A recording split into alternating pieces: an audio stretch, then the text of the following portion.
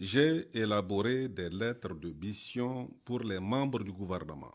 Chaque département ministériel va rendre compte, le moment venu, de l'exécution des missions à lui confiées et les conséquences en seront tirées. Cela en toute responsabilité. Il s'agit de notre devoir sacré de redevabilité envers le peuple nigérien. En tout état de cause, à un moment ou à un autre, chacun rendra compte de ses actes devant le peuple, devant l'histoire et devant le Créateur. C'est aussi vrai pour les gouvernants que pour les agents publics, les pères de famille et chaque citoyen. Fin de citation. Général de brigade Abdraman Chani, président du Conseil national pour la sauvegarde de la patrie CNSP, chef de l'État. Message à la nation à l'occasion du 66e anniversaire de la proclamation de la République, 18 décembre 2024.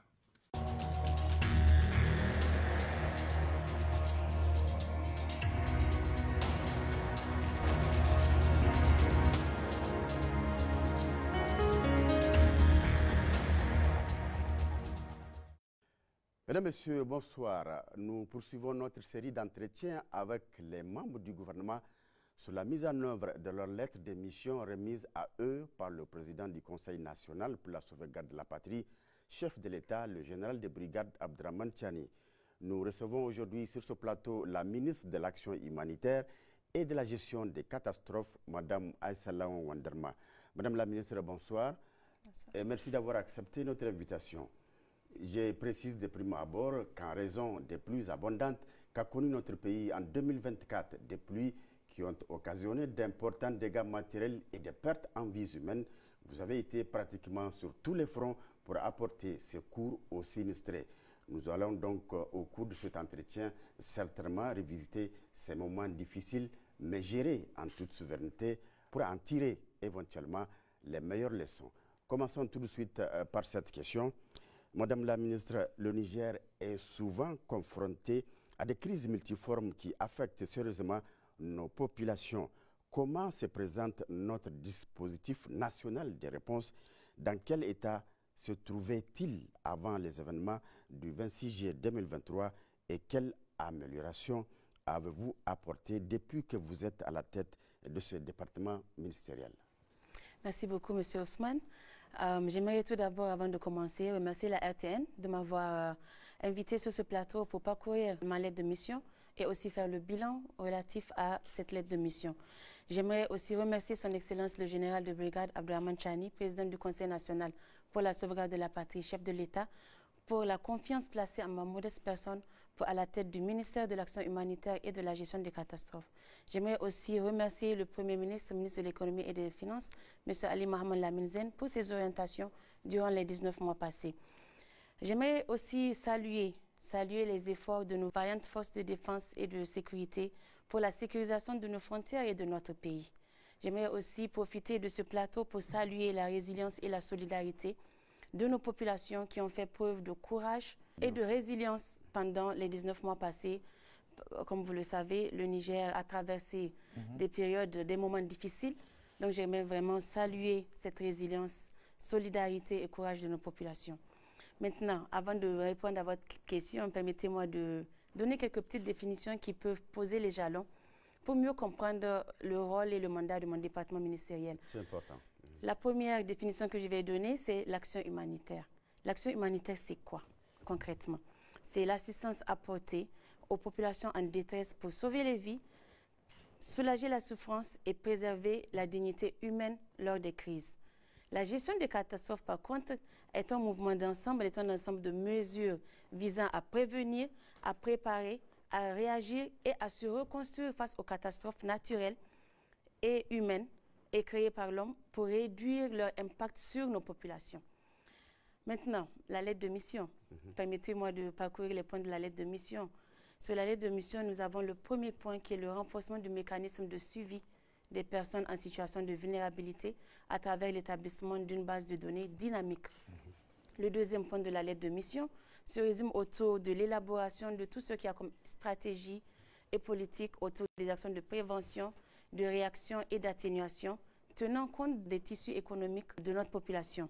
Le troisième point de la lettre de mission c'est l'amélioration des perspectives d'emploi des personnes, des couches défavorisées, afin de réduire la pauvreté de manière durable. Le 4e point de la lettre de mission, c'est l'implication des communautés dans tout ce que nous faisons comme action, comme projet et programme, tout ce que nous élaborons afin de garantir l'implication de nos communautés. Et la 5e, mettre en place un cadre de mesures de performance pour évaluer la mise en œuvre des 4 points de cette lettre de mission. Maintenant, pour revenir à votre question, depuis ma prise de fonction, nous avons procédé à une évaluation interne afin de voir concrètement quelles sont les forces du ministère, quelles sont les faiblesses, quelles sont les opportunités et quels sont les défis et quelles sont les menaces aussi. Donc, suite à ce diagnostic que nous avons mené, nous avons procédé à une réorganisation et des réformes internes. À travers cette réorganisation, nous avons réaménagé l'organigramme du ministère en créant 2 directions générales parce qu'aujourd'hui, dans le cadre de la gestion des catastrophes, nous avons tendance à tout le temps penser uniquement à la réponse aux urgences et oublier qu'il faut accompagner ces populations à être plus résilientes et à subvenir à leurs besoins et absorber les chocs de ces situations de crise. Donc nous avons créé une direction générale de la réponse et coordination humanitaire qui se charge du volet relations et partenariats parce qu'aujourd'hui, dans le cadre de l'action humanitaire et la gestion des catastrophes, nous travaillons avec les partenaires humanitaires, la communauté humanitaire. Cette direction est en charge de gérer les partenaires. Nous avons une 2e direction aussi qui prend en compte le genre, l'aspect genre dans les réponses que nous amenons. Parce qu'aujourd'hui, on oublie. On se dit que voilà, dans les réponses, les vivres sont suffisants, n'est-ce pas? Les biens non alimentaires, c'est un kit uniforme. Alors que parmi les personnes que nous assistons, il y a des femmes allaitantes, il y a des femmes enceintes, il y a des filles, il y a des vieillards, il y a des personnes à besoins spécifiques. Donc nous avons créé une direction qui se charge de ça et aussi dans une autre direction qui se charge des secours d'urgence et de la gestion des traumatismes parce qu'aujourd'hui on assiste mais on oublie que ces personnes ont besoin d'une prise en charge psychosociale. Et ce sont les 4 directions plus l'assistance humanitaire et le relèvement précoce au sein de la direction qui se charge de la réponse et coordination humanitaire. Maintenant, la 2e direction générale, comme je l'ai dit, quand on assiste aux urgences, on doit accompagner. Nous avons créé une direction générale de résilience aux catastrophes et aux chocs, au sein de laquelle il y a toutes les actions anticipatoires, préventives, l'élaboration du cadre législatif pour que tous les acteurs qui interviennent dans ce domaine s'alignent avec les priorités de l'État. Nous avons aussi pensé à la promotion des moyens de subsistance, parce que sur ce volet, le Niger est majoritairement composé d'éleveurs, d'agriculteurs et de pêcheurs. Donc la promotion des moyens de subsistance dans l'accompagnement de ces personnes impactées par les crises et chocs est très importante. Nous avons aussi pensé à l'action communautaire, la promotion des actions communautaires. Aujourd'hui, les premiers acteurs pendant les crises au Niger, ce sont les communautés. Ce sont les communautés qui subissent et ce sont elles qui assistent aussi. Donc nous avons pensé à intégrer cet aspect promotion des actions communautaires pour que la voix des communautés puisse être prise en charge dans les outils et stratégies que nous élaborons. Maintenant, la dernière réforme que nous avons faite à l'interne, c'est d'élargir notre direction des statistiques de l'information en greffant l'aspect suivi-évaluation, l'aspect redevabilité et l'aspect gestion des données des interventions humanitaires. Pour la fiabilité des données, c'est ça? Tout à fait, pour la fiabilité des données. Et pour aussi, comme on a en charge la base de données dynamique, donc il est important, nous utilisons les données pour mesurer l'impact de nos actions dans la vie de nos populations. Donc, et aussi, nous avons immédiatement procédé à une révision et une adaptation de nos textes existants. Nous avons révisé nos stratégies, nous avons renforcé les capacités de nos agents, parce qu'aujourd'hui, l'action humanitaire est transversale et nécessite et requiert des compétences dans plusieurs domaines. Donc, aussitôt, nous avons commencé le renforcement de capacités de nos agents. Tout ce que je viens de citer a concouru à l'amélioration du délai de réponse lors des déplacements des mouvements des populations ou lors des inondations que nous avons subies tout récemment. C'est ça la finalité? C'est ça la finalité, globalement, c'est ce que je peux dire sur cette question. Okay. Merci, madame. Madame la ministre, vous avez cité tout à l'heure les 4 points de votre lettre de mission, dont le premier point de cette lettre de mission porte sur le renforcement des mécanismes de suivi et de gestion des personnes en situation de vulnérabilité, telle que la base de données dynamique dont vous avez cité tout à l'heure. Alors, qu'est-ce qui a été réalisé sur ce point à ce jour? Permettez-moi de faire le lien de ce point de la lettre de mission, qui est une action prioritaire dans la vision du chef de l'État dans l'axe 4 de l'accélération des réformes sociales. Et dans l'axe 4 de la vision du chef de l'État, il est dit exactement que c'est une action prioritaire et que cette base de données se veut dynamique. Cette base de données doit comporter des données précises, complètes, sur les conditions de vie de nos populations et les risques de vulnérabilité de ces ménages sur l'ensemble des populations. Maintenant, cette base de données, une fois établie, nous permet de savoir qui sont ces personnes vulnérables, où sont ces personnes vulnérables et de quoi est-ce que ces personnes ont besoin pour sortir de leur situation de vulnérabilité et devenir autonomes. Maintenant, pour répondre à votre question concrètement, depuis notre prise de fonction, ce que nous avons fait, c'est que le ministère de l'Action humanitaire est en charge de l'enregistrement systématique lors des mouvements de population. Nous collectons les données. Nous travaillons de commun accord, de concours avec les gouvernorats. Le processus de validation de ces données, ce qui se fait, c'est que les équipes collectent les données et le gouvernorat prévalide les données. C'est envoyé au comité national de collecte de données et de gestion des informations sur les PDI. Et ces données sont centralisées au niveau national, ensuite envoyées à l'INS qui fait une certification de ces données. C'est ça qui nous permet d'avoir le nombre de personnes déplacées sur le territoire national. Maintenant, dans le cadre de l'établissement de cette base de données, nous avons innové. Nous avons gravi une marge de l'échelle en innovant, en utilisant la biométrie pour faire la collecte de données. Donc aujourd'hui, nous avons commencé en novembre 2023 à DIFA, une phase pilote sur l'enregistrement biométrique des personnes déplacées internes. Et cet enregistrement biométrique, nous n'utilisons pas l'empreinte digitale, mais nous utilisons l'iris des yeux pour pouvoir identifier ces personnes. Et cet enregistrement biométrique nous permet réellement d'avoir des données précises, des données complètes. Ça nous permet d'éviter les doublons. Ça nous permet aussi d'optimiser les réponses qui sont apportées parce qu'on a des chiffres concrets et complètes sur le nombre de personnes à assister et à accompagner. Maintenant, dans le cas de cette biométrie, nous avons enregistré à DIFA à peu près 121 363 personnes sur 169 621 personnes avec un taux d'exécution de 72%.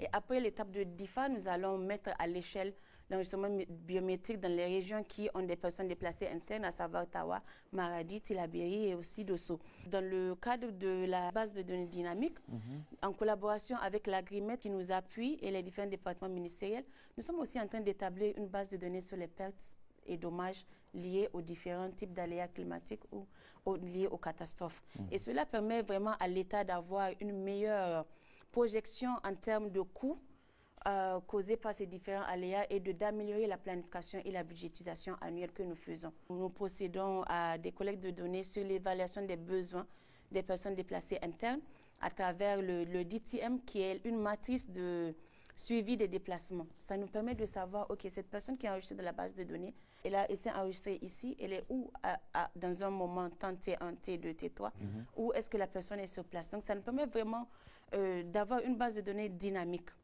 Et dans ce sens, sur les autres points de la lettre de mission, nous comptons élaborer une base de données plus complète qui va au-delà des personnes déplacées internes, qui recense toutes les personnes vulnérables et qui prend en compte leurs besoins. Et cela, les données sont très importantes dans la gestion de ces catastrophes et nous comptons améliorer nos réponses vis-à-vis des personnes vulnérables en établissant cette base de données. C'est la première fois que ça se passe comme ça au niveau du ministère? Parce que ce ministère existait depuis des années. Hein. Donc ce que vous venez d'expliquer, c'est une innovation. C'est la première fois où ça existait depuis. C'est la première fois parce que le ministère a été créé en 2016. Et comme je l'ai dit, le ministère a mandat d'enregistrer de façon systématique les mouvements des populations, d'avoir une base de données et on fait une validation de ces données.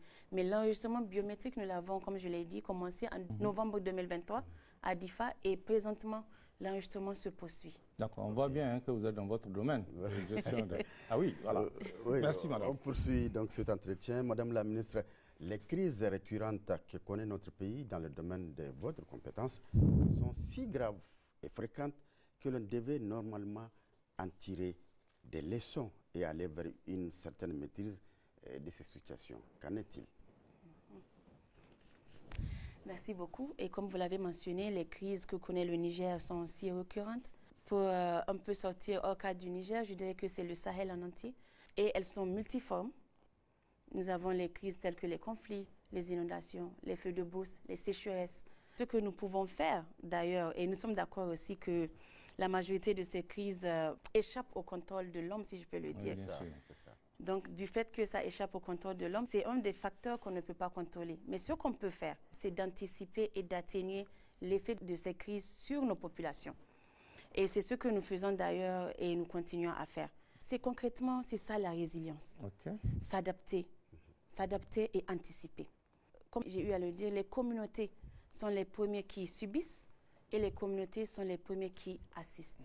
Donc, il faut qu'on renforce les capacités de ces communautés pour mieux absorber l'effet de ces crises et chocs. Et comme le dit le dicton Zarma, Chin Hanaza Ogano Bogabe, et en Hausa, Dongoba Ake Wankandare. Donc c'est dans ce sens-là que le Niger a élaboré une étude de profil de risque. Cette étude nous a permis concrètement de développer des plans d'investissement qui prennent en compte les différents types de risques auxquels nos populations sont confrontées. Et la leçon que nous pouvons tirer est que nous devons toujours être préparés.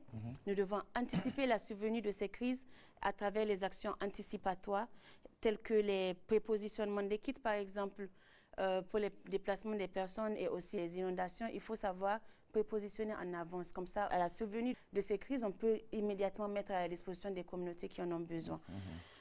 Et aussi renforcer la résilience des communautés, puisque comme je l'ai dit, ils sont les premiers qui subissent et qui assistent. Donc il faut renforcer leur résilience et aussi renforcer la capacité du personnel qui intervient et qui les accompagne. Nous avons aussi élaboré des plans de contingence multirisques qui prennent en compte les différents aléas. Et aussi, le Niger est doté d'un plan de contingence inondation. C'est d'ailleurs basé sur ce plan de contingence que nous avons extrait le plan d'urgence inondation de l'année 2024. Et nous sommes aussi en train de réviser la stratégie nationale de réduction des risques de catastrophes qui doit prendre en compte tous les différents aléas auxquels nos populations sont confrontées. Dans ce même sens, nous assurons le leadership... Une stratégie qui n'est plus adaptée, il faut la revoir. Oui, elle n'est plus adaptée. Il faut la contextualiser. Il faut prendre en compte les besoins réels de nos communautés. Et comme je l'ai dit, le 4e point de la lettre de mission, c'est l'implication des voix des communautés dans l'élaboration des stratégies et des projets, des programmes que nous faisons. Nous voulons sortir du carcan où nous restons dans nos bureaux et nous élaborons des projets, des solutions.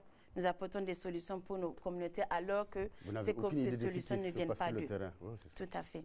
Donc nous sommes en train de réviser cette stratégie et nous avons, dans ce sens, redynamisé la plateforme nationale de réduction des risques et catastrophes qui est multi-acteur, qui est composée de tous les acteurs des différents départements ministériels et structures qui agissent dans le cadre de la gestion des risques et catastrophes. Donc cette stratégie est en cours de révision et prochainement sera validée et soumise dans le circuit d'adoption.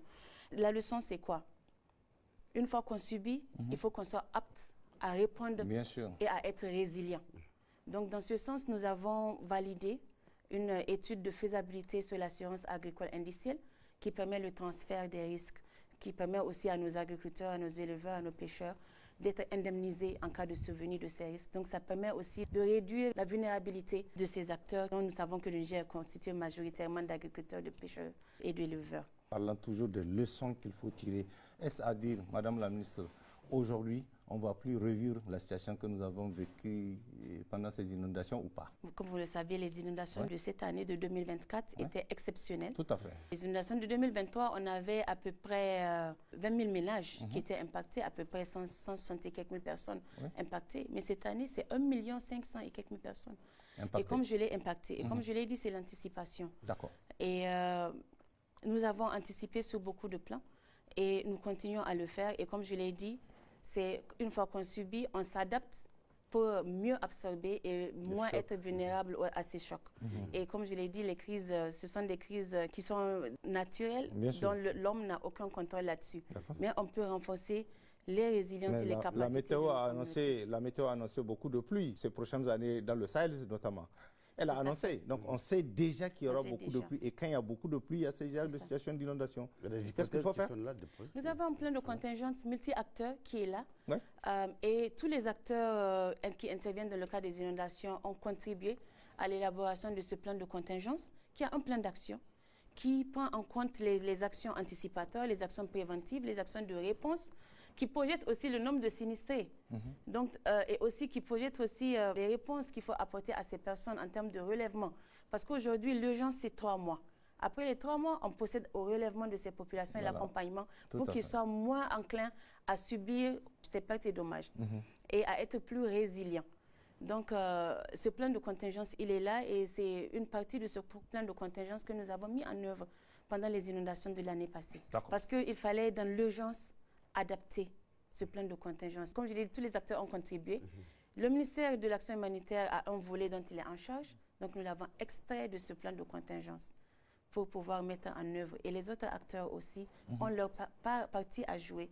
Et c'est la même chose pour le cas des classes qui étaient occupées. On a travaillé avec le ministère de l'Éducation. Les routes qui étaient coupées, le ministère des Transports a travaillé là-dessus.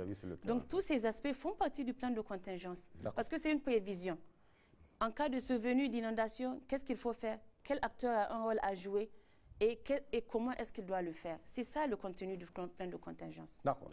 Madame la ministre, votre département ministériel est en charge de l'élaboration des stratégies de gestion du risque, à savoir la prévention, atténuation et réaction à tous les niveaux, tenant compte de la fragilité du tissu économique. Où en sommes-nous aujourd'hui? Nous avons une politique humanitaire qui est dotée d'un plan d'action qui se focalise sur 4 axes. Le premier axe, c'est le renforcement des dispositifs du cadre institutionnel, législatif et réglementaire pour une meilleure coordination en matière d'action humanitaire et gestion des catastrophes. Le deuxième, c'est la prévention et la mobilisation communautaire pour la gestion des catastrophes. Le troisième point, c'est la préparation, l'alerte et la réponse aux catastrophes. Et le quatrième point, c'est le développement des actions de relèvement. Et comme je l'ai dit, c'est pour ça qu'on avait réorganisé le ministère pour prendre en compte les actions d'urgence et les actions d'accompagnement des populations. De manière concrète, nous avons élaboré un plan d'urgence inondation qui est une déclinaison du plan de contingence global. Aussitôt, nous avons activé la cellule de crise de gestion des inondations qui est multi-acteur, qui est pilotée par le ministère de l'Action humanitaire et d'habitude chaque année, au premier plus, cette cellule de gestion des inondations se met en place. Et ils se réunissent chaque semaine, chaque lundi, ils se réunissent pour faire le point sur les dégâts causés par les inondations, les prévisions météorologiques, les réponses aux assistances apportées, le GAP. Donc, cette cellule se charge de ça. Nous avons aussi révisé la stratégie de solutions durables. À ma prise de fonction, il existait une stratégie de solutions durables qui prenait en compte les personnes déplacées internes. Et cette stratégie, au vu de notre contexte, nous l'avons contextualisée et cette stratégie est dans le circuit d'adoption. D'accord. Et cette stratégie, c'est quoi la stratégie de solutions durables? Peut-être vous pouvez vous poser la question. Aujourd'hui, nous avons des personnes déplacées internes. Nous savons que certains souhaiteraient retourner dans leur zone d'origine. Donc, nous avons un plan d'action pour ces personnes qui souhaiteraient retourner dans leur zone d'origine. Nous avons un plan d'action pour ceux qui aimeraient se réintégrer dans les communautés hôtes, les communautés qui les accueillent. Nous avons un plan d'action pour ceux qui souhaiteraient se relocaliser vers d'autres zones. Nous avons aussi un plan pour les communautés hôtes, les communautés qui accueillent, qui sont au devant, qui sont les premiers à accueillir ces personnes déplacées internes. D'habitude, quand on fait les assistances pour les réfugiés, les personnes déplacées internes, on prend en compte les besoins de ces personnes et on oublie les communautés qui étaient les premiers, les autochtones qui étaient les premiers à les accueillir. Donc, cette stratégie de solutions durables a pris en compte les besoins de ces communautés hôtes. Parce que dans cette communauté aussi, il y a des personnes vulnérables qu'il faut considérer. Nous avons réadapté cette stratégie et soumis dans le circuit d'adoption. La deuxième stratégie que nous sommes en train d'élaborer, comme je viens de le mentionner tout à l'heure, c'était la stratégie de réduction des risques de catastrophes, où nous avons réactivé et opérationnalisé la plateforme nationale de réduction des risques de catastrophes qui est multi-acteur, qui se charge de toutes les actions anticipatoires, préventives, de réponse, de réaction, d'atténuation et de relèvement. Nous avons aussi une stratégie nationale de relèvement durable et son mécanisme de financement. Ça aussi, ça va au-delà des 6 mois. Nous avons aussi, comme je l'ai mentionné tout à l'heure, nous sommes dans le processus de mettre en place une base de données sur les pertes et dommages pour me permettre de mieux budgétiser et de mieux anticiper et de mieux projeter l'impact budgétaire de ces pertes et dommages causés par les crises et catastrophes sur nos populations afin de les prendre en charge. Nous avons une stratégie de localisation. Maintenant, cette stratégie de localisation nous permet vraiment de créer une synergie d'action de tous les acteurs humanitaires sur le territoire nigérien et aussi national et aussi dans le but d'optimiser l'assistance aux personnes vulnérables. Cette stratégie de localisation permet le transfert de compétences des ONG internationales, des structures humanitaires vers les communautés, qui sont d'ailleurs les premiers à répondre en cas de crise et qui sont ceux qui subissent aussi. Nous avons aussi lancé le processus, comme je l'ai dit tout à l'heure aussi, de l'assurance agricole industrielle, où l'étude de faisabilité a été validée. Et en plus de ça, lors des inondations passées, bien avant les premières pluies, nous avons élaboré une cartographie des zones inondables qui prend en compte les 5 dernières années des zones inondées et des zones potentiellement inondables. Et nous avons disponibilisé cette cartographie aux 8 régions, au département, pour qu'ils puissent anticiper et aussi déjà avoir une idée des régions qui étaient susceptibles d'être inondées pendant les 5 dernières années. Madame la ministre, l'amélioration des perspectives d'emploi pour les couches défavorisées afin de réduire la pauvreté de manière durable est l'un des points importants de votre lettre d'émission. Madame la ministre, que pouvez-vous nous dire en termes de réalisation par rapport à cette question? Permettez-moi aussi sur ce point de faire le lien avec l'axe 4 de la vision du chef de l'État, qui est l'accélération des réformes sociales, qui s'articule autour de la mise en place d'un système de protection sociale adaptatif, performant, pour prévenir les situations de vulnérabilité. Notre système de protection sociale ne doit plus être synonyme d'assistanat, favorisant la mendicité. Justement. Et dans ce cadre-là, ça veut dire quoi? Ça veut dire que la résilience des populations à travers les mesures adaptatives productives doivent être primordiales.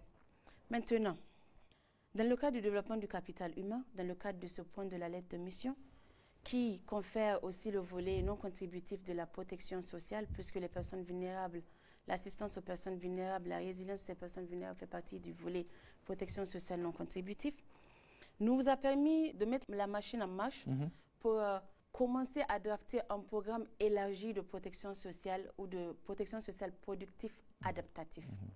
Je dis bien productif adaptatif. Un concept compliqué. Tout à fait. Parce qu'aujourd'hui, c'est quoi? Nos populations subissent sévèrement l'effet des crises et chocs. Ils n'arrivent pas à s'adapter, à absorber les chocs de ces aléas climatiques, que ce soit climatique ou les conflits créés par l'homme, n'est-ce pas? Donc, il faut renforcer la résilience de ces populations pour qu'ils puissent s'adapter aux crises et chocs, aux crises récurrentes, n'est-ce pas? Maintenant, le volet productif. Comme je l'ai dit, nous sommes majoritairement constitués d'agriculteurs, d'éleveurs et de pêcheurs. Nous devons faire la promotion des moyens de subsistance de ces personnes. Il faut renforcer les compétences de ces personnes pour qu'ils puissent contribuer au développement économique de notre pays. Continuer à produire. Qu'ils continuent à produire et aussi qu'ils puissent subvenir à leurs besoins et contribuer au développement économique de notre pays. Maintenant, je vais essayer de vous expliquer la connexion entre les 2 points de la lettre de mission ou les 3 points qu'on a parcourus avec celle-là. D'accord. Ce point de la lettre de mission dit d'améliorer les perspectives d'emploi des personnes vulnérables, n'est-ce pas, afin de réduire la pauvreté de manière durable. Le premier point de la lettre de mission, nous allons avoir une base de données dynamique qu'on pourra mettre à jour, biométrique. Et cette base de données nous permet de savoir qui sont ces personnes vulnérables, où est-ce qu'ils sont et de quel appui est-ce qu'ils ont besoin. Maintenant, j'ai énuméré plusieurs stratégies politiques, etc., sur le renforcement de la résilience, les préventions, etc. Mais pour qui, concrètement? C'est pour nos couches vulnérables. Bien sûr. Et ce que nous avons décidé de faire, c'est de mettre toutes ces stratégies, après élaboration, de les mettre dans un panier et de ressortir, selon les besoins spécifiques des personnes, un programme qui prend en compte les besoins de ces personnes qui, d'habitude, comme l'axe 4 de la vision du chef de l'État, c'est de sortir les personnes vulnérables du cycle d'assistanat. Oui, bien sûr. Ce cycle d'assistanat, c'est quoi? Chaque année, on a des urgences, on répond pendant la période de soudure, pendant la période d'inondation, on répond, on se retire. On reprend, on se retire. Et ce sont les mêmes personnes qu'on assiste. Ah oui. Donc, dans ce cadre-là, nous voulons, à travers le point de la lettre de mission, élaborer cette base de données, savoir qui sont ces personnes, et aussi évaluer leurs besoins, apporter les assistances nécessaires pour ces personnes, et aussi les suivre dans le temps, à travers ce programme de protection sociale élargi, adaptatif aux crises et chocs, et productif pour qu'ils puissent se prendre en charge et contribuer au développement économique. Donc, ce qui va nous permettre de suivre ces personnes à un temps T0. OK, on a recensé telle personne, on lui a apporté un renforcement de capacité, il a reçu un cash transfert, il a reçu une formation, il a reçu X, Y, Z. Qu'est-ce que ça lui a apporté? Est-ce que cette personne-là, à un temps T1 ou T2, est toujours vulnérable ou bien il y a un impact des actions que nous apportons à ce ménage. Si je prends ça dans sa globalité à ce ménage, est-ce qu'il y a eu un impact positif sur la résilience ou l'amélioration ou l'adaptation de ces personnes? Et une fois que nous aurons bien évalué, nous allons mettre cette action à l'échelle. Donc, je peux dire que dans le cadre de ce point de la lettre de mission, c'est l'amélioration des perspectives d'emploi pour les personnes vulnérables afin de réduire la pauvreté durable. Ce sont les actions que nous comptons mener pour pouvoir mesurer et aussi mettre à l'échelle les actions que nous apportons pour ne pas maintenir les personnes assistées dans un cercle vicieux d'assistanat. Et ça nous permettra aussi, conformément à la vision de l'axe 4 du chef de l'État, à les sortir du cycle de mendicité aussi. Ça a commencé? Oui. Nous avons, avec nos équipes, commencé à élaborer ce programme. Nous sommes très bien avancés sur la question. Aussi, nous allons collaborer avec le ministère de la fonction publique et de la santé dans le cadre de la révision de la politique nationale de protection sociale parce qu'il faut l'évaluer et savoir qu'est-ce qui a marché, qu'est-ce qui n'a pas marché. Tout à fait. D'accord. Madame, on va poursuivre cet entretien. Madame la ministre, le chef de l'État accorde une place importante à la participation des populations à la refondation de notre cher pays. L'un des points de votre lettre de mission porte sur la promotion de l'implication des communautés dans la mise en œuvre de différentes stratégies dans un souci de respect et de la redevabilité et de l'engagement communautaire. Qu'avez-vous réalisé après 19 mois à la tête de votre département ministériel? Merci beaucoup. Dans le cadre de la réponse humanitaire, on est tous d'accord que nos populations ne sont plus considérées comme des personnes assistées. Oui. Ça, depuis le 26. Tout à fait. Elles deviennent, ces populations-là sont des acteurs clés de la mise en œuvre de chaque projet et chaque programme que nous élaborons. Elles sont impliquées à toutes les phases et c'est d'ailleurs la raison pour laquelle plusieurs stratégies, nous sommes en train de les réviser pour que les voix de ces communautés portent dans l'élaboration de ces stratégies. Parce que quand on élabore une stratégie, on fait aussi un plan d'action qui accompagne. Et pour sortir hors cadre de la lettre de mission, les attributions du ministère, nous avons en charge de la mise en œuvre aussi de ces stratégies que nous élaborons. Donc, du côté de l'implication des communautés, dans le cas de mon département ministériel, la pleine participation de ces communautés se matérialise à travers, concrètement, ce que nous avons fait les 19 mois passés, à travers la redynamisation des structures communautaires, à travers la mise en place et l'animation et suivi des comités de gestion des personnes déplacées internes, parce que sur les sites des personnes déplacées internes, nous avons mis en place des comités de gestion de plaintes pour que les plaintes remontent à notre niveau, pour mieux adresser ces plaintes. Nous avons aussi redynamisé les structures communautaires, nous avons animé le suivi de ces comités, comme je l'ai dit. Nous avons formé 30 observatoires de suivi de la vulnérabilité, qui sont des structures à base communautaire. Nous avons aussi renforcé les capacités sur la réponse aux crises des personnes à travers les 120 structures communautaire d'alerte précoce et de réponse. Et comme je l'ai dit, il faut prévenir les catastrophes, il faut faire des actions anticipatoires et informer la communauté. Et aussi, nous les avons dotés de smartphones pour faciliter la remontée d'informations. Donc, ces 120 structures sont dotées de smartphones. Nous avons aussi formé 600 femmes leaders sur la prévention et la gestion des crises et catastrophes. Avant et pendant la période des inondations, nous avons formé 13 000 jeunes. Nous avons formé 13 000 jeunes sur la prévention et la gestion des risques de catastrophes pour mener des actions partout au Niger dans le cadre des actions de prévention, de réponse. Parce que ces jeunes ont aussi contribué à aider les familles qui avaient besoin d'aide sur le terrain. Cette nouvelle approche a amené les communautés à entreprendre diverses activités comme les campagnes de sensibilisation sur les risques liés aux catastrophes. Et mieux, nous avons entamé l'élaboration d'une stratégie de redevabilité qui va nous permettre d'aligner tous les acteurs humanitaires qui interviennent dans le cadre des réponses d'urgence, dans le cadre de l'action humanitaire globalement, de la gestion des risques de catastrophes, à s'aligner aux priorités de l'État. Parce qu'aujourd'hui, sur la lettre de mission, nous avons l'implication des communautés, mais sur le terrain, chacun fait ce qu'il veut. Alors, nous sommes en train d'élaborer cette stratégie de redevabilité et de l'engagement communautaire afin de nous assurer que tous les acteurs humanitaires d'urgence et de développement s'alignent aux priorités de l'État sur ces stratégies. Et c'est d'ailleurs la preuve que nous prenons au sérieux ce point d'implication des communautés. Et comme j'ai eu à le dire tout à l'heure, nous ne voulons plus que les projets soient montés dans les bureaux et imposés aux communautés. Nous voulons que les voix des communautés portent, que les voix des communautés comptent dans l'élaboration de ces stratégies. Et aussi, comme je l'ai évoqué, nous travaillons avec plusieurs acteurs humanitaires. Nous sommes en train d'élaborer une stratégie de localisation. J'en ai parlé tout à l'heure. Et c'est quoi cette stratégie de localisation? Ces stratégies visent à renforcer le rôle et les capacités des acteurs locaux, les ONG locales, les communautés, les autorités dans la réponse aux crises humanitaires. Maintenant, elles tournent autour de combien de points? Plusieurs points clés. Parce qu'aujourd'hui, il faut un transfert de pouvoir et de responsabilité. Il faut donner aux organisations locales un rôle central dans la prise de décision et dans la mise en œuvre des actions humanitaires. Il nous faut renforcer les capacités de ces communautés. Il nous faut un respect du contexte local parce que il y a des projets qui ne cadrent pas vraiment avec le contexte local et les besoins de ces communautés. C'est ça. Et il y a un exemple, il y a un chef de village, les ONG sont venus, ils ont construit plusieurs petits sanitaires dans le village. Il a dit non, moi, ce n'est pas de ça dont on a besoin, vous ne nous avez pas consulté. Et donc, cette stratégie de localisation permet vraiment ce transfert de compétences et de renforcement de capacités et du respect du contexte local. Et aussi, dans le cadre de la durabilité et de la résilience, ça permet d'assurer que l'aide humanitaire contribue au développement à moyen, court et long terme de ces communautés. Cette stratégie de localisation nous permet vraiment d'avoir une réponse plus rapide, plus efficace et mieux adaptée aux besoins de nos communautés.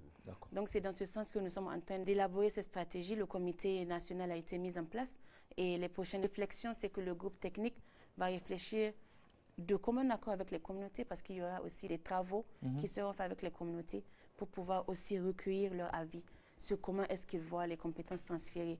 Et aussi dans cette stratégie de localisation, normalement, au minimum 25% des fonds doivent partir vers les communautés. Madame la ministre, les fortes inondations que notre pays a connues constituent une preuve, si besoin est, de la grande résilience de nos compatriotes et de la capacité des Nigériens à faire face ensemble à ce type de défi. Quelles mesures avez-vous mises en place pour la gestion de cette situation et comment comptez-vous renforcer la prévention à l'avenir pour limiter les impacts? Permettez-moi ici de saluer la volonté de son Excellence le général de brigade Abderrahmane Chani, président du Conseil national pour la sauvegarde de la patrie, chef de l'État, pour sa détermination à mettre les moyens nécessaires sur fonds propres de l'État pour répondre aux besoins des personnes impactées par ces inondations. En plus, des enveloppes ponctuelles ont été remises aux différentes régions pour répondre d'urgence aux besoins de ces populations en attendant l'assistance. Ça, on était témoin quand on a visité pratiquement toutes les régions, ça on était témoin. Tout à fait. Permettez-moi aussi de profiter de cette occasion pour saluer la résilience de nos populations face aux pluies diluviennes et aux inondations de cette année. Mes pensées vont vers ces familles qui ont perdu des êtres chers, qui ont perdu leurs biens pendant ces inondations. Maintenant, pour revenir à votre question, en novembre 2023, nous avons été sur les digues de protection au niveau de Niamey avec le gouverneur de la région de Niamey et aussi les chaussées drainantes pour voir concrètement l'état de ces digues de protection. Évaluer les risques. D'évaluer les risques et aussi voir les possibilités de réhabilitation. En décembre 2023, nous avons procédé à la révision du plan de communication inondation qui, en son sein, contient les messages d'alerte, qui prend le volet communautaire, le renforcement des capacités, les bandes passantes, les messages radio. Tout le volet communautaire a été pris en compte dans cette révision du plan de communication. En février 2024, nous avons déjà extrait, comme je l'ai dit, les points du plan de contingence inondation en montant un plan d'urgence inondation. Fin avril, début mai, il y avait les prévisions météorologiques qui prévoyaient déjà une saison pluvieuse abondante. Et nous avons aussitôt activé la cellule, comme je l'ai dit, la cellule de gestion des inondations internes au ministère qui a en son sein tous les acteurs. La météo fait partie, la protection civile fait partie, les services de l'hydrologie font partie, les partenaires humanitaires font partie, les différents départements ministériels concernés, la santé, font partie de ce dispositif. Nous l'avons activé le 3 juin. Et suite à ça, même, nous avons fait un point de presse pour annoncer que la saison pluvieuse passée allait être abondante. Et nous avons aussi passé des messages d'alerte à l'endroit de ces populations. Cette cellule de gestion des inondations que nous avons activée se réunit chaque lundi. Il continue à se réunir jusqu'en novembre 2024. Après le mois de juin et l'activation de cette cellule, nous avons organisé un point de presse en août. Parce que les données que nous avons reçues de la part de la protection civile étaient vraiment élevées selon l'évolution normale d'habitude des inondations. Donc, dans les 5 dernières années, l'analyse que nous avions faite, c'est que les chiffres montaient de façon vraiment drastique. Et il fallait faire un point de presse pour informer qu'il y a des dégâts causés par les inondations et que cette période est une période difficile que nous devons surmonter et nous devons apporter les réponses appropriées. Après ce point de presse, s'en a suivi la création du Comité national de prévention et de gestion des inondations, présidé par son Excellence le Premier ministre, ministre de l'Économie et des Finances, comme président, avec comme premier vice-président le ministre des Transports et moi-même comme deuxième vice-présidente. Et tout au long de la saison pluvieuse, nous avons apporté des réponses continues à travers 18 vagues de distribution de vivres. Et nous avons couvert un total de 205 860 ménages, qui correspond à peu près à 1 505 000 personnes, soit 98,86% des ménages assistés. Et un total de 19 286 tonnes de vivres ont été mis à la disposition des différentes régions pour répondre aux inondations et assister les populations. En plus de ça, il y a eu des distributions en kit NFI. Kit NFI, ce sont les kits non alimentaires. Et aussi, il y a eu, en collaboration avec certains de nos partenaires, des distributions en cash transfert aux ménages les plus vulnérables, parce qu'il faut faire un ciblage parmi les personnes sinistrées et cibler ceux qui sont les plus vulnérables et les assister dans ce sens. D'accord. Aussi, au courant de cette période d'inondation, nous avons identifié et aménagé plusieurs sites. D'ailleurs, lors de notre visite à Maradi, nous avons visité le site de Maradi qui a été aménagé pour reloger les personnes sinistrées tout le long de la saison. De ces inondations, comme vous l'avez demandé, quelles leçons est-ce que nous avons tirées? Les leçons que nous avons tirées nous ont permis déjà d'améliorer le dispositif de réponse actuel et de réfléchir sur les projets et actions anticipatoires qu'il faut faire. Il s'agit de quoi concrètement? Il s'agit de prépositionner les vivres, les abris, les biens non alimentaires en quantité et à temps, en prélude à la prochaine saison. Il s'agit de mettre des stocks exclusifs inondations pour la réponse dans les régions. Il s'agit aussi de commencer la sensibilisation très tôt, parce que l'année passée, dès février, d'ailleurs, jusqu'à présent, nous sommes dans une période d'inondation parce que, à cause de la crue guinéenne, la remontée des eaux fluviales. Donc, il faut qu'on dynamise les structures communautaires pour leur permettre d'alerter, d'avoir les messages à temps et alerter les communautés au cas où ils sont dans les zones susceptibles d'être inondées. Nous devons aussi travailler avec tous les services techniques compétents dans le cadre de la prévention. Et nous collaborons très bien d'ailleurs avec les départements ministériels concernés, à savoir l'éducation, l'urbanisme, la santé aussi, qui prépositionnent des kits et aussi qui font la prise en charge des sites des sinistrés. Lors des dernières inondations, il y a eu des distributions de moustiquaires, des aquatabs qui servent à purifier l'eau. Donc le ministère de la Santé aussi, nous travaillons beaucoup en collaboration, surtout en région, avec ces différents départements ministériels.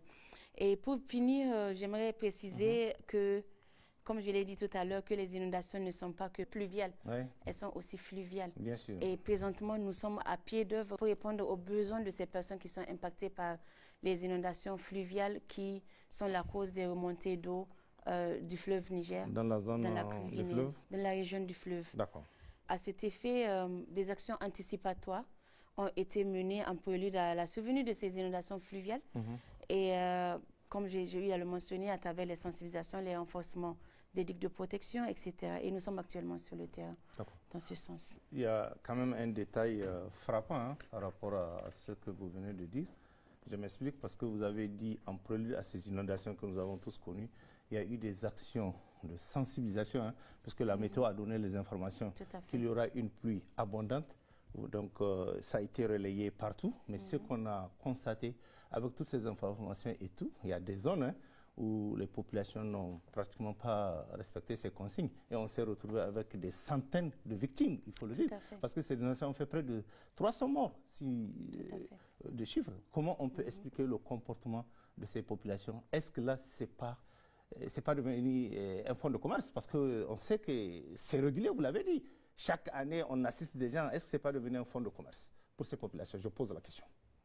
Voilà. Et qu'est-ce qu'il faut faire? Dans le cas de ces inondations de cette année, il y a eu des zones qui, dans les 50 années passées, n'ont pas reçu cette pluviométrie de pluie. Et comme je l'ai dit, cette saison de pluie a été exceptionnelle. Tout à fait. Et des zones qui n'étaient même pas susceptibles d'être inondées se sont vues inondées.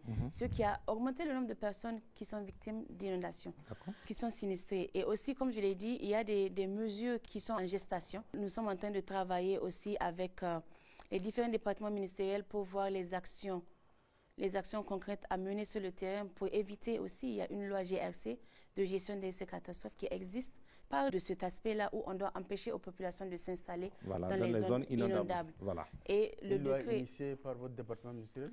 La loi, oui, la loi a été initiée par le ministère de l'Action humanitaire, mais c'est la loi 2022-61. Donc ça a été adopté en 2022 et nous avons un projet de décret d'application de cette loi que nous avons initié. Mais son application pose énormément de problèmes. Mais comment il faut faire pour régler ça? Vous avez les moyens pour appliquer cette nouvelle loi? Qu'est-ce que vous allez faire? Bon, il faut que le décret d'application passe d'abord. D'accord. On a quelques mois de la saison de pluie. Tout à fait. Voilà. D'où l'urgence. Ou bien, Madame la ministre? Oui, mais tout ce que nous pouvons faire concrètement en ce moment, c'est d'anticiper. D'accord. Nous devons anticiper. Nous devons faire des projections. Nous devons mettre en place des dispositifs nécessaires. Et comme vous l'avez mentionné dans une de vos questions, les crises et catastrophes sont récurrentes.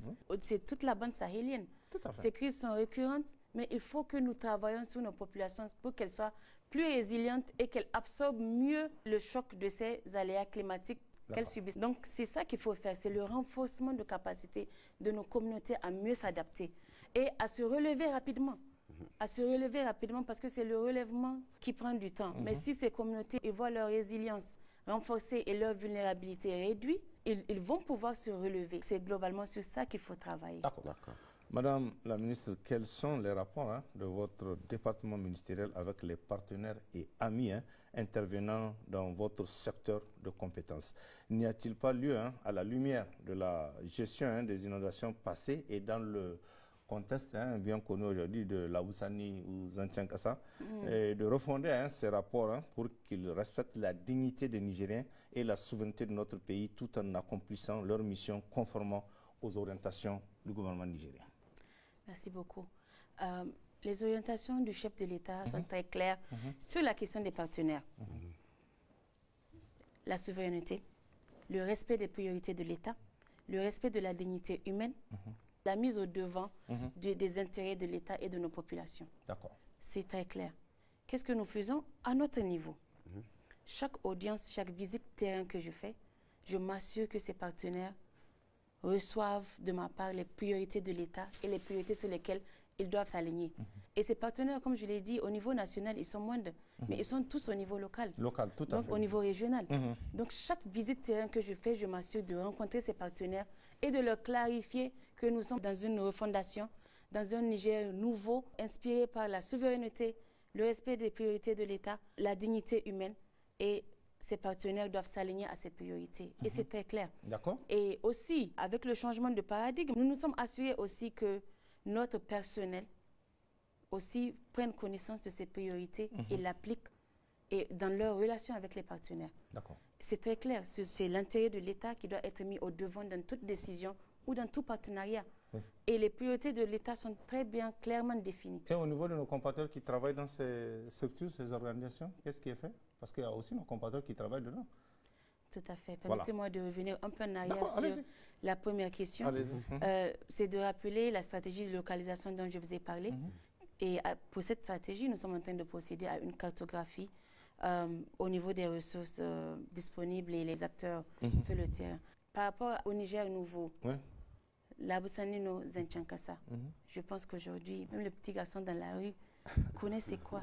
Tout à fait. Donc nos compatriotes qui travaillent avec les ONG savent aussi, ils connaissent les priorités de l'État. Afin qu'ils puissent préserver quand même les intérêts vitaux du Niger. Tout le monde adhère à cette vision du chef de l'État, D'accord. où il faut mettre les intérêts de l'État au devant. Et nous assurons aussi, comme je l'ai dit, les audiences sont faites en commun avec nos compatriotes qui travaillent dans ces ONG. Donc le message, il est passé. Et nous assurons aussi que dans tous les comités où nos compatriotes participent, nous passons le message, c'est très clair, les priorités de l'État sont très claires et nettes sur la gestion du partenariat et comment nous devons réagir. Et aujourd'hui, nous sommes dans un Niger nouveau et tout le monde est conscient que ce n'est plus l'ancienne façon de travailler. Nous sommes dans une nouvelle ère de refondation, de solidarité, de souveraineté. Et c'est dans ce sens-là que nos compatriotes qui travaillent avec ces structures aussi l'appliquent. D'accord. Donc on ne peut plus nous pétiner. Non. C'est fini. C'est fini. D'accord. Merci, madame.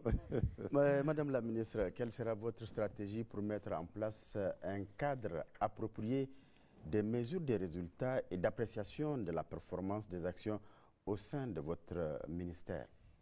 Merci beaucoup. Dans ce cadre-là, comme je l'ai dit, la direction des statistiques et de l'information a été élargie au suivi et évaluation, à la gestion des données des interventions humanitaires. Et aussi, nous avons créé, dès notre prise de fonction, nous avons créé des outils de suivi de performance et formé les agents là-dessus. Et nous avons aussi fixé des objectifs très clairs aux différents directeurs et aussi mis en place un système d'évaluation de performance à l'interne. Il faut que les instructions qui ont été passées à l'IGS et aux responsables des programmes, c'est de s'assurer que l'exécution de nos actions sont suivies. Et maintenant, pour que l'exécution de ces actions soit suivie, il faut que le personnel ait des objectifs clairs et qu'il soit évalué sur ces objectifs. Et il y a un système d'évaluation de performance que nous avons mis en place où chaque trimestre, les agents sont évalués là-dessus. C'est un outil efficace? C'est un outil efficace parce que ça nous a permis de récolter. Au début, on l'avait fait de façon semestrielle et après de façon annuelle. Donc ça nous permet vraiment de nous assurer que tout le monde s'aligne autour des actions prioritaires du ministère. D'accord. Madame, pour finir, Madame la ministre, nos 3 pays de la Confédération AES partagent des situations communes en ce qui concerne les conflits et les catastrophes naturelles qui entraînent des déplacements de population entre les 3 frontières. Quelle politique commune envisagez-vous de mettre en œuvre en vue de gérer plus efficacement les situations d'urgence humanitaire qui pourraient se poser à nos 3 États? Nous avons des personnes déplacées internes au Niger, nous avons des personnes déplacées internes au Mali, nous avons des personnes déplacées internes au Burkina. Tous les 3 pays de l'AES subissent aussi les effets du changement climatique et subissent aussi des catastrophes naturelles multiformes telles que les inondations, les sécheresses, les feux de brousse, etc. Dans ce sens, j'ai contacté mes différents homologues au Mali, du Mali et du Burkina pour discuter sur les pistes de collaboration. Et c'est d'ailleurs ce qui nous a permis en novembre 2023, lors des premières réunions entre les différents pays, j'ai élaboré un mémorandum d'entente tripartite qui prend en compte plusieurs aspects. Le premier aspect, c'est l'échange d'expériences en matière d'assistance humanitaire et de gestion des catastrophes, ou tout domaine connexe, parce que nous avons aussi tous la prise en charge des personnes vulnérables. L'autre point du mémorandum d'entente, c'était la conception des programmes et projets relatifs à la gestion des crises humanitaires, à la prévention des catastrophes et au relèvement des populations. Et le troisième point de ce mémorandum d'entente s'articule autour de la mise en œuvre des dispositions permettant une assistance mutuelle et partagée en cas de survenue d'éventuelles urgences humanitaires sur le territoire de l'un des pays signataires du présent protocole. J'ai récemment contacté la ministre du Burkina pour voir comment est-ce que nos techniciens peuvent revoir ces documents pour mieux proposer une politique commune dans ce sens. Et ce sont les efforts que nous avons fournis dans le cadre de l'AES. D'accord. Madame, merci, madame. Vous êtes dans l'humanitaire, je pose la question, parce qu'on voit comment vous maîtrisez ce secteur. Vous êtes dans l'humanitaire? Moi? Oui. Ou vous avez été dans l'humanitaire? Je pose la question. J'ai travaillé dans l'humanitaire au Niger, en RDC, sur plusieurs domaines d'ailleurs. D'accord. Sur plusieurs domaines, sur des projets multi-secteurs. Et j'ai aussi une partie de mon expérience aux États-Unis. Et voilà, j'ai 22 ans de carrière. Je peux avoir 38 ans, mais toute expérience confondue, j'ai 22 ans de carrière. D'accord. J'ai commencé à travailler dès l'âge de 18 ans. Merci. Merci pour ces précisions. On ne va pas se quitter sans vous donner vraiment la chance de dire votre dernier mot avant qu'on se sépare. J'aimerais tout d'abord réitérer mes remerciements au chef de l'État, son Excellence le général de brigade Abdrahmane Chani, pour la confiance placée en ma personne, en mes compétences, pour gérer le ministère de l'Action humanitaire et de la gestion des catastrophes. Et aussi remercier le Premier ministre pour son accompagnement dans les actions au cours des 19 derniers mois. Je voudrais, sans oublier, remercier les gouverneurs des régions. Avec qui vous avez travaillé? Avec qui nous avons travaillé, vous étiez constamment qui étaient disponibles, tout le temps disponibles sur la gestion des inondations ou des personnes déplacées internes ou toute action. Ils sont tout le temps disponibles pour nous appuyer et pour nous accompagner dans ce que nous faisons. Et je voudrais aussi profiter de ces derniers mots pour saluer la solidarité et la résilience des Nigériens face à toutes les difficultés de chaque jour. D'accord. Et envoyer aussi mes pensées à nos forces de défense et de sécurité sur le terrain, les blessés, ceux qui sont tombés sur le champ d'honneur. Qu'Allah subhanahu wa ta'ala leur accorde le paradis, Jannat al-Firdaus. Et pour finir aussi, je voudrais rappeler que chacun de nous est acteur humanitaire. Et aussi, chacun de nous est acteur de l'action humanitaire, la gestion des catastrophes. Et que, en ce moment, nous devons apporter notre soutien que nous pouvons à nos voisins, dans nos villages, dans nos quartiers, dans nos communautés, dans notre ville. Et c'est ça qui fait la réponse à l'échelle nationale. Et dans ce sens, j'avais initié les dimanches de la ministre, où je contribuais, j'allais vers les communautés et je contribuais aux petites actions que je maîtrise, les foyers améliorés. Je suis canoïe, donc la fabrication des encens. Nous avons aidé les femmes de FDS qui sont dans la région de Tillabéri à avoir des jardins agroécologiques. Nous les avons organisés en AVEC, qui est l'association villageoise de crédit et d'épargne, qui leur permet de mobiliser des petits fonds de commerce et de passer la main entre elles. Il y a plein d'actions que nous avons menées dans ce sens et comme je l'ai dit, chaque personne peut faire quelque chose, peut apporter une différence dans la vie de son prochain, de son voisin, de son village, de sa communauté. Et comme le dit l'adage, si vous voulez aller vite, allez seul. Oui, bien sûr. Mais si vous voulez aller loin, allez ensemble. N'est-ce pas? Oui. Et je vais terminer ces mots avec mon verset préféré que j'utilise chaque jour. Merci. Merci. Mesdames, Messieurs, nous voilà donc à la fin de cet entretien. Merci de votre aimable attention. Passez un excellent moment en compagnie de nos programmes.